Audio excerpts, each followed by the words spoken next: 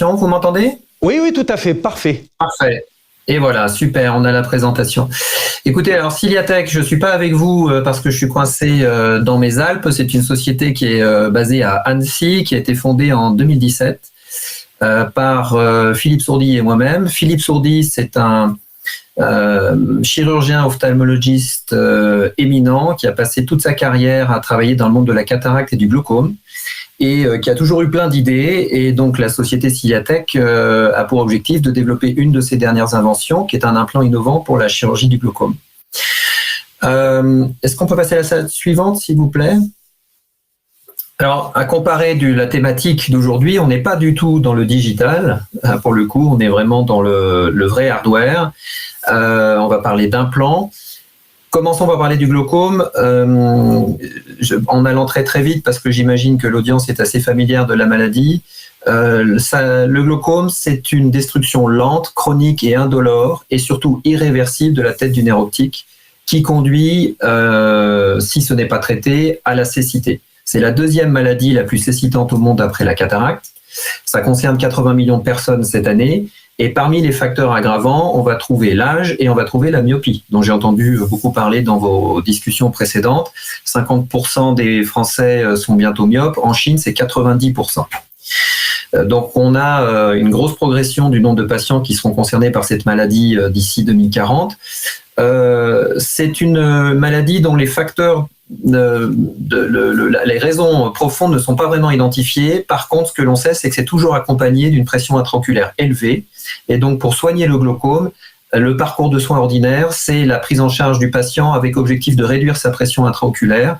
Prise en charge qui dure plusieurs années, qui commence d'abord par l'instillation de collyre, qui peut être complétée ou pas par une approche non interventionnelle au laser.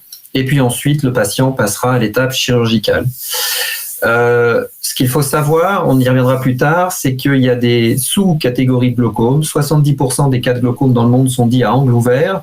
L'angle ouvert, c'est la distance qui existe entre l'iris et la cornée, et 30% sont à angle étroit. Peut-on passer à l'étape d'après?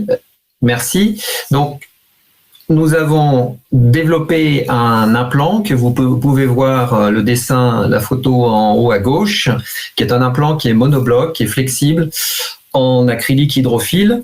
Il se distingue des produits de la concurrence. J'ai oublié de dire une chose, c'est que la chirurgie du glaucome n'a pas connu les mêmes avancements qu'a pu connaître par exemple la chirurgie de la cataracte, qui a été incroyablement bouleversée et améliorée depuis les années 70, depuis les années 60 jusqu'à encore aujourd'hui.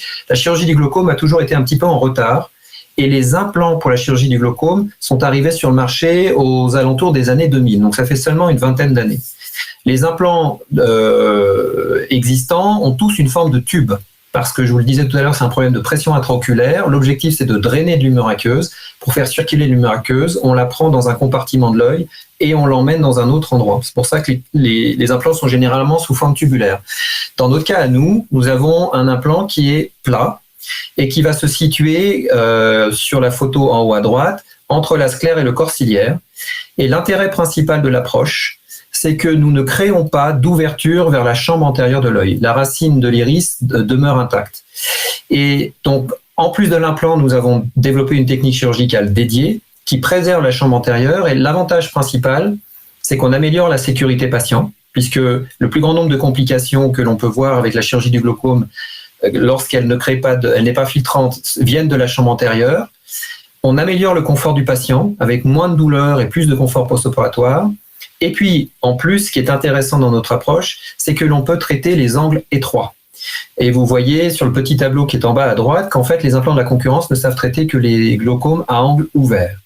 Ça va être intéressant pour nous. Déjà, c'est intéressant pour les patients parce que les patients angle étroit n'avaient pas accès aux implants avant. Donc, on peut être les premiers à leur apporter une solution.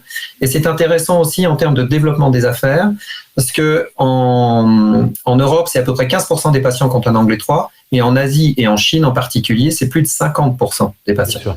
Excusez-moi Olivier, je suis obligé de vous accélérer, vous ne m'en voulez pas. Dites-moi où en est le développement de la société, vos espoirs, est-ce que vous avez des levées de fonds en vue? C'est l'occasion de l'évoquer si c'est le cas.